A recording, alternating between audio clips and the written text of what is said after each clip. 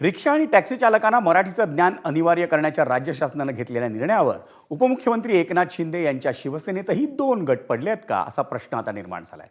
कारण राज्य शासनाचा रिक्षा आणि टॅक्सी चालकांसाठीचा मराठी सक्तीचा निर्णय राबवण्याची जबाबदारी ही शिंदे समर्थक परिवहन मंत्री प्रताप सरनाईक यांनी स्वीकारली आहे. पण शिंदेंच्याच शिवसेनेचे नेते संजय निरुपम यांनी प्रताप सरनाईकांना पत्र लिहिलं आहे. रिक्षा आणि टॅक्सी चालकांसाठीच्या मराठी सक्तीचा फेरविचार करावा अशी मागणी निरुपम यांनी त्या पत्रातून सरनाईकांकडे केली आहे. दरम्यान संजय निरुपम हे उद्या दहिसरमध्ये उत्तर भारतीय रिक्षा चालकांसोबत संवाद साधणार आहेत.